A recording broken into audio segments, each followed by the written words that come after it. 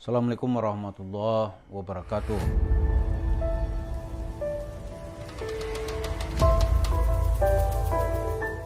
Para pemirsa, ini cerita menagih hutang atau mengembalikan investasi ke Yusuf Mansur ini urusannya bukan main sulitnya.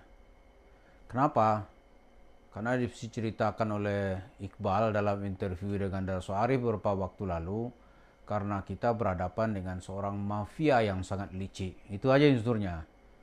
Kalau dia sebagai seorang ustadz, sebetulnya urusan sudah selesai. Tapi ini bukan ustadz, mafia yang sangat rakus, bengis, dan tidak kenal kasihan.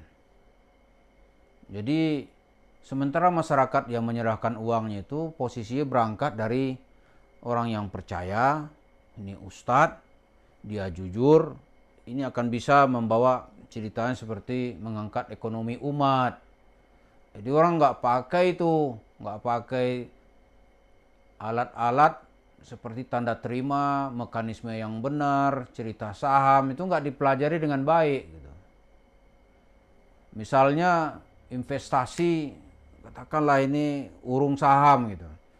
Orang nggak bertanya sahamnya Yusuf Mansur berapa gitu. Ternyata itu hanya cerita bodong, nggak ada. Sekarang kalau saham itu ya katakanlah dalam perusahaan IPO gitu ya. Dia ada saham pengendali.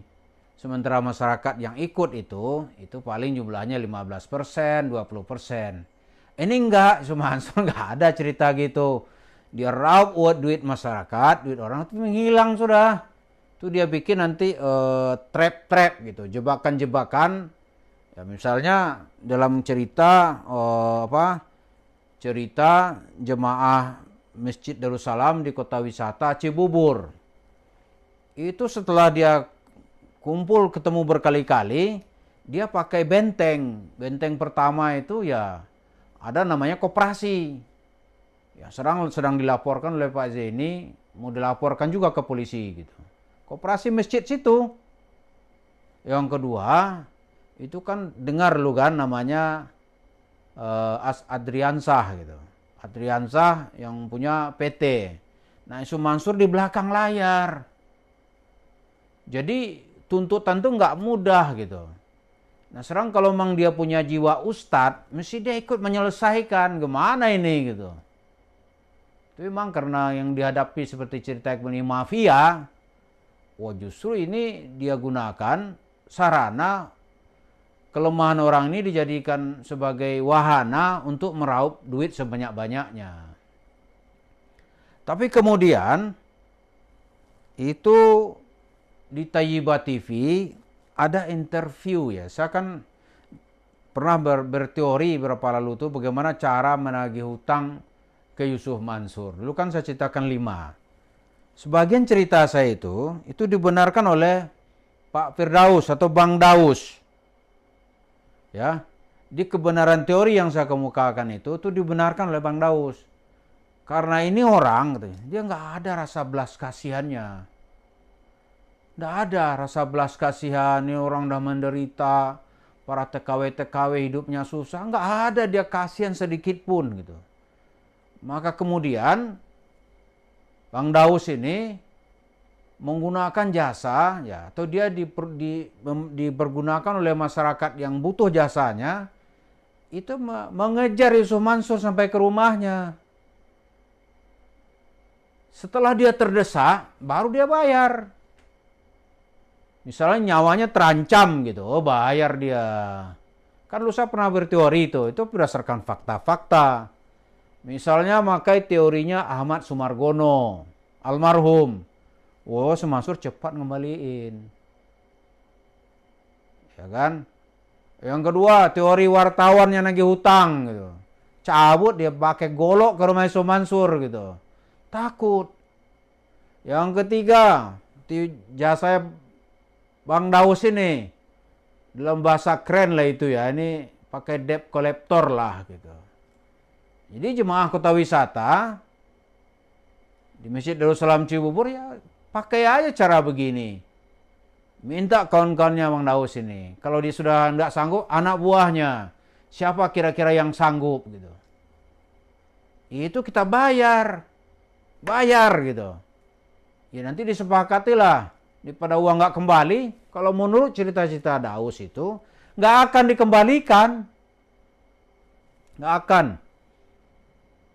Karena Sumansur katanya kan udah punya kontak sama Tuhan. Apa arti orang-orang ini? Dia nggak akan mengembalikan.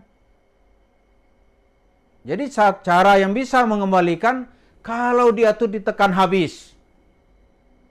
Terdesak dia, atau separuh atau satu kakinya sudah di penjara, baru dia bisa tuh deal gitu. Tapi kalau doa-doa ya enggak mempan begitu ya. Dia nggak percaya dengan cerita-cerita itu. Nah, jadi kalau teman-teman atau bapak-bapak di masjid kota wisata gitu mau mengembalikan, tiru aja yang sudah dilakukan oleh Bang Daus ini. Minta dia buat perjanjian, tagih ke rumahnya. Lantas gimana? Kasihan gak Sumansur lihat itu ibu-ibu yang udah pincang, bapak-bapak yang udah stroke, mikirkan uangnya diraup oleh Sumansur. Kasihan gak dia? Enggak. Gak akan dia kasihan. Dalam diri Sumansur gak ada cerita kasihan. Mau mati terkapar kayak itu masih mending kena stroke. Mau terjengkang mati kayak karena uangnya dibawa lari oleh Sumansur, dia gak akan kasihan. Jadi ya, kalau menurut kita lagi, teori-teori yang sudah berlaku itu ya dipakai aja. Jadi dengan demikian jalur pengadilan jalan, jalur orang-orang yang sanggup menagih ini juga jalan, jalur doa kita mubahalah juga jalan gitu. Nanti ngefeknya pasti tampak itu. Jadi dalam interview Pak Darso Arif dengan Bang Daus ini, saya kira teori atau video saya sebelumnya bagaimana menagih hutang ke Sumansur itu terbukti. Maka saya begitu nonton itu, wah ini teori yang kita mukakan tuh benar gitu. Benar. Dan itu masih tetap berlaku dalam kasus Sumansur. Masih tetap berlaku. Jadi mudah-mudahan yang masih diam-diam sebenarnya ajukan aja sudah gitu. Tagih. Dia takut itu kalau orang datang, ya kalau ustadz datang ke rumahnya cuekin aja sama dia. Kalau bapak-bapak yang udah pincang-pincang, dia bilang paling nanti nggak ada orangnya gitu. Atau cerita kemudian dia udah di Tarim Yaman, dari sana dia cerita, aneh doain ya biar pada baik. Duit orang sudah delep, dia masih santai-santai aja tuh. Sudah tuh dia bakar kambing, cerita sama Habib kan nggak tahu background dia. Udah, cakap cerita nggak ada gitu. Nanti dia pulang lagi. Tapi kalau datang orang ke rumahnya, lehernya itu dikalungin celurit, oh takut dia. Dia bayar itu. Dan jangan perlu membayangkan duitnya nggak ada. Yo, ini orang paling kaya ini. Maka sepopuler apapun dai di Indonesia, oh nggak ada yang bisa menyaingi Sumansur.